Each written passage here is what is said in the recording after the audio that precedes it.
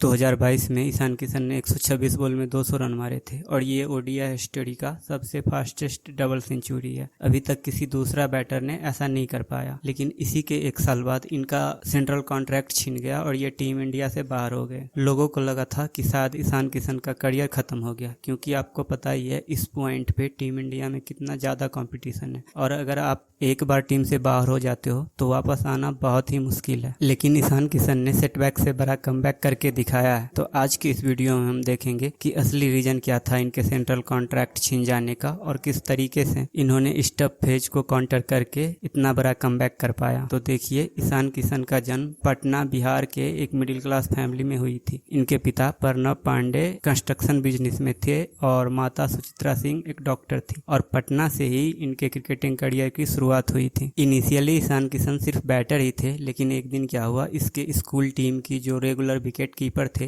वो किसी वजह से आ नहीं पाया, तो वहां पे मौका मिला ईशान किशन को विकेट कीपिंग करने का और पहले ही दिन इन्होंने 2 कैच और 1 स्टंपिंग कर दिया और यहीं से ईशान किशन बन गए विकेट कीपर बैट्समैन। लेकिन बिहार में एक प्रॉब्लम थी। बिहार क्रिकेट एसोसिएशन और बीसीसीआई के बीच रजिस्ट्रेशन को लेकर कुछ झगड़ा चल रही थी उन दिनों और बिहार के क्रिकेटर्स को नेशनल प्लेटफॉर्म नहीं मिलती थी। तो इनके कोच ने इनको सलाह दी कि तुम झारखंड जाओ और वहां से खेलो। तो 15 साल की उम्र में ईशान किशन ने अपनी शहर और अपनी टीम को छोड़कर दूसरे स्टेट से खेलने के लिए चले गए और 2016 में जाकर इनका आईपीएल डेब्यू हुआ गुजरात लायंस के टीम से और फिर 2018 में इसको मुंबई इंडियंस ने खरीद ली। ईशान किशन को सबसे बड़ा ब्रेक थ्रू मिला आईपीएल 2020 के सीजन में, जब इसने मुंबई इंडियंस के लिए 516 रन बनाए एक सीजन में और वो भी 140 से ऊपर के स्ट्राइक रेट से। इनका सबसे बड़ा इनिंग टोटल जो कि 99 रन का था आरसीबी के खिलाफ आया सिर्फ 58 बॉल में। और फिर 2021 में चलकर इनका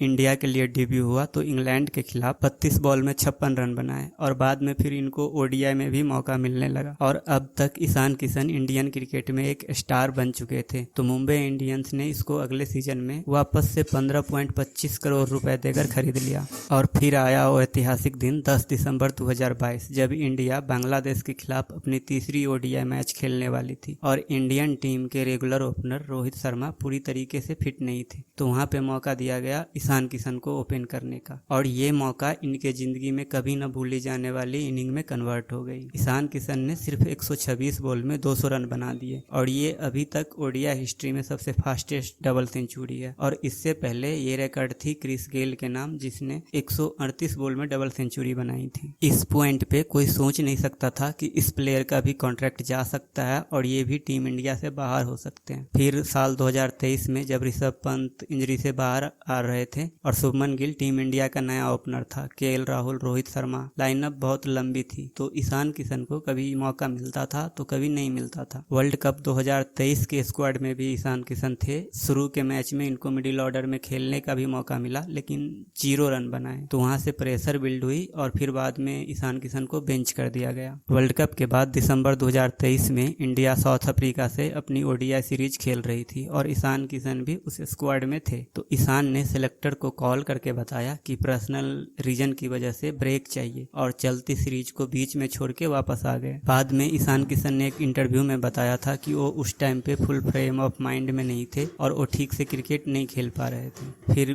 बीसीसीआई ने अनाउंस किया कि सारे प्लेयर जो कि नेशनल टीम का हिस्सा अभी नहीं है उसको डोमेस्टिक क्रिकेट खेलना चाहिए, लेकिन ईशान किशन ने रणजी ट्रॉफी नहीं खेली और फरवरी 2024 में इनका सेंट्रल कॉन्ट्रैक्ट कैंसिल हो गया। और ये एक बहुत ही बड़ा सेटबैक होता है किसी भी प्लेयर के लिए जब आपको अपने ही टीम से बाहर निकाल दिया जाए। लोगों को यहाँ तक लगा था कि शायद ईशान किशन का करियर खत्म हो गया, क्योंकि अगर आप देखोगे तो ऐसे बहुत सारे प्लेयर हैं जो एक बार टीम से बाहर होने के बाद दोबारा वापस से टीम में अपनी जगह नहीं बना पाते। बाद में ईशान किशन ने मीडिया को बताया कि ये पीरियड उनके लिए बहुत ही डिप्रेसिंग था और इनके पिता प्रणब पांडे ने भी मीडिया को बताया कि उन दिनों ईशान किशन बहुत डिप्रेस्ड थे। ये वो वक्त था जब एक यंग क्रिकेटर जिसे 1 साल पहले ही दुनिया ने हीरो बोली थी, अपने कमरे में अकेले बैठकर सोच रहे थे कि क्या यहाँ से सब कुछ खत्म हो गया। लेकिन इसी अंधेरे में एक राह मिली। इनकी माँ ने सलाह दिया कि गीता पढ़ो। ईशान किशन श्रीमद् भागवत गीता रेगुलरली पढ़ना स्टार्ट किया। गीता कहती है कि काम करो, फल की चिंता मत करो। जो बीसीसीआई ने कहा था रूल सिंपल था, डोमेस्टिक मैच खेलो, रन बनाओ और वापस आओ। कुछ लोगों को ये रूल आसान लगता है, लेकिन ईशान किशन के लिए ये बिल्कुल भी आसान नहीं था। वो आदमी जो ऑलरेडी इंटरनेशनल मैच में 200 रन बना चुके हो एक मैच में, उसको अब स्टेट लेवल की क्रिकेट में खुद को प्रूव करना था, जो इसने किया भी। 2024-25 के दुलीप ट्रॉफी में इंडिया सी के लिए खेलते हुए फर्स्ट क्लास क्रिकेट में 111 रन की इनिंग खेली। रणजी ट्रॉफी, विजय हजारे ट्रॉफी, हर जगह कंसिस्टेंट परफॉर्मेंस दिया। अक्टूबर 2024 में सौरभ तिवारी के रिटायर होने के बाद झारखंड टीम की कैप्टन ईशान किशन को बना दिया गया और IPL 2025 में सनराइजर हैदराबाद ने इनको 11.25 करोड़ रुपए देकर खरीदा। ये IPL का सीजन ईशान किशन के लिए बहुत ही अच्छा नहीं रहा, लेकिन पहले ही मैच में उन्होंने 106 रन की पारी खेली थी और वो भी नॉट आउट रहते हुए। और फिर दिसंबर 2025 के सैयद मुश्ताक अली ट्रॉफी के फाइनल में हरियाणा को हराकर झारखंड अपनी पहली ट्रॉफी जीती ईशान किशन की कैप्टेंसी में। फाइनल मैच में ईशान किशन ने 101 रन बनाए 49 बॉल में। ये पहला ऐसा कैप्टन बना जिन्होंने स्मैट के फाइनल में सेंचुरी मारी हो। पूरे टूर्नामेंट में ईशान किशन ने 517 रन बनाए 57 की एवरेज और 197 की स्ट्राइक रेट से। रांची के एक स्टेडियम में JSCA के प्रेसिडेंट ने कहा कि मुझे यकीन है कि ईशान किशन जल्द ही टीम इंडिया में वापसी करेंगे, और उस रात वो बिल्कुल सही थे। और स्मैट के परफॉर्मेंस का रिजल्ट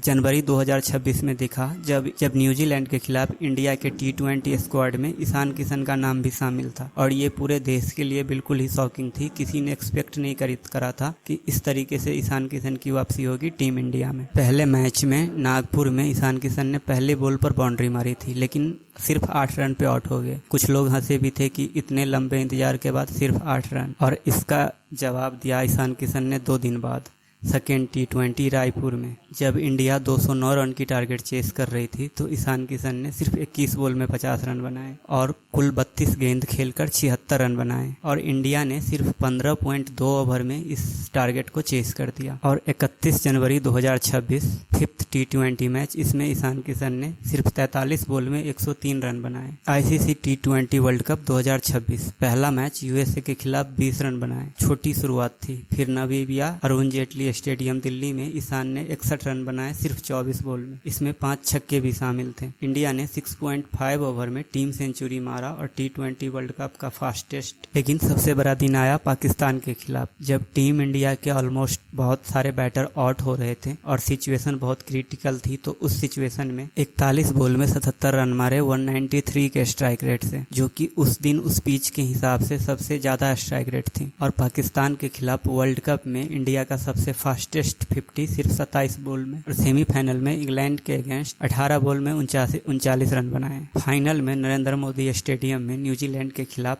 25 बॉल में 54 रन की इनिंग खेली और इंडिया ने टोटल 255 रन बनाए और इंडिया T20 वर्ल्ड कप जीत गई। टूर्नामेंट के बाद ICC बैटिंग रैंकिंग में ईशान किशन अभिषेक शर्मा के बाद वर्ल्ड के दूसरे सबसे बेस्ट बैटर बन गए। इंडिया के सिर्फ 3 ही प्लेयर इस बैटिंग रैंकिंग तक पहुंच पाए हैं, अभिषेक शर्मा, सूर्य कुमार यादव और विराट कोहली। इसके बाद यहाँ तक पहुँचने वाले थे ईशान किशन। तो दोस्तों, ये थी ईशान किशन की कमबैक स्टोरी। आप इसके बारे में क्या सोचते हो? आप अपनी राय हमें कमेंट बॉक्स में बता सकते हो। और अगर ये वीडियो आपको अच्छी लगी हो तो लाइक करो और सब्सक्राइब करो।